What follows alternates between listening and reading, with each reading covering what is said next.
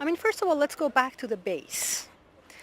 It's very important to understand the human nature in terms of neuroscience. I think neuroscience and neuroleadership gives us a lot of useful information here. So neuroleadership and neuroscience tells us how does our brain impact our behavior. And this is universal. So this goes, beyond different cultures. For example, what are some universal motivators for human beings? And what are some universal fears for human beings? And what can that basically, how can that have impact on our behavior? For example, a universal, let's say, driver is fear. Yeah? Now, to look at the concept of fear and say, okay, in a negotiation, if I threaten my counterpart, that means I am pushing the fear button, which could lead to this and that. Or, for example, one of the things that neuroscience tells us is that when the hormone oxytocin, which is the bonding hormone, is released, then all of a sudden people tend to like to work with each other.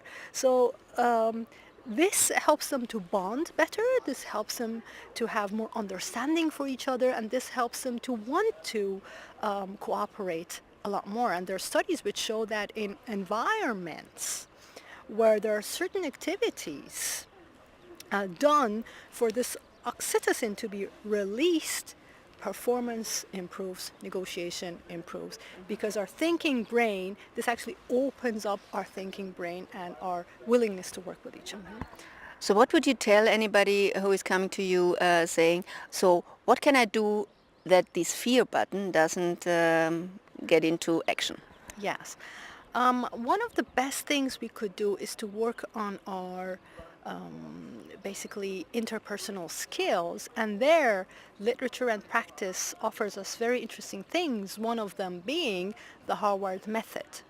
The Harvard negotiation method was developed at Harvard University about 30 years ago, originally only for lawyers, and it was so successful that it pretty quickly found its way to the basically corporate world for business people.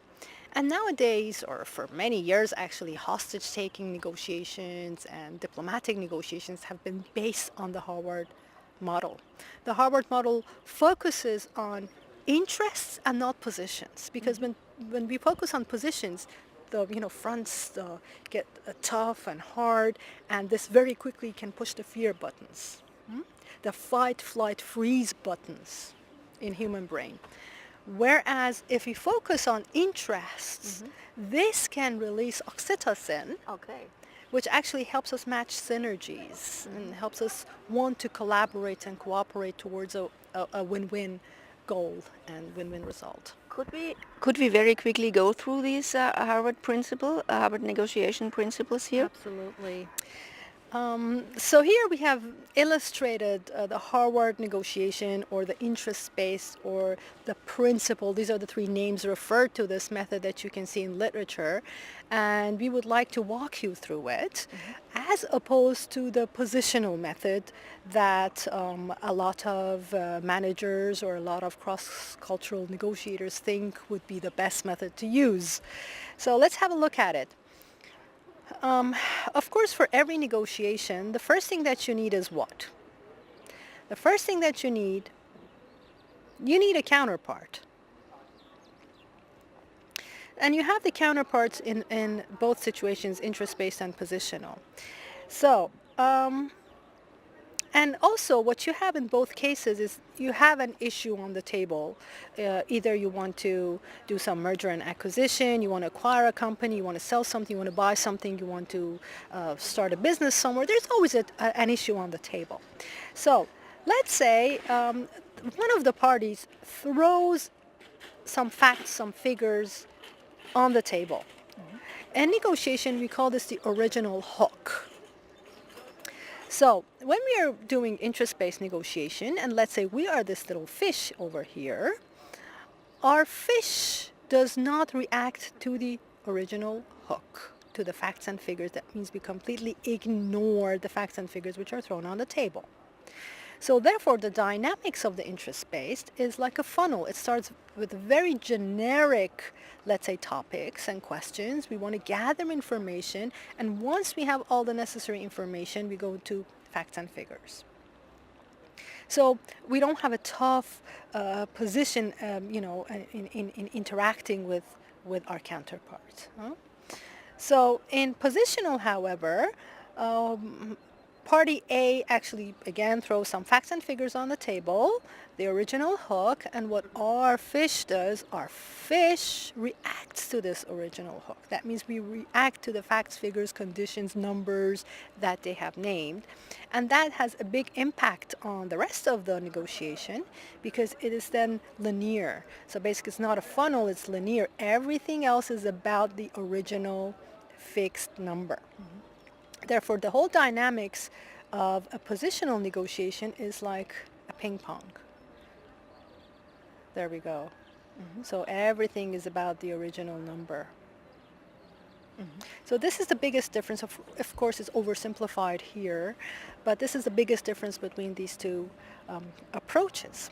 Now, if we are doing interest-based, let's say we are party B, we want to do interest-based, our eyes and our ears need to grow because we want to see, we want to hear, we want to do active listening, we want to understand about the motives, the drivers, and the interests which are not obvious. That means we want to find out what's going on in the background. What are the interests of the person? Who are the real stakeholders in this negotiation?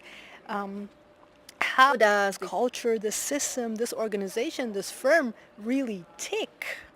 There are many things which are not obvious but are very crucial in the negotiation.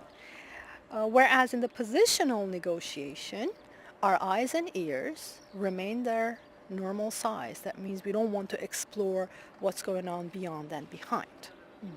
So we focus on the facts, solid facts we have on the table. So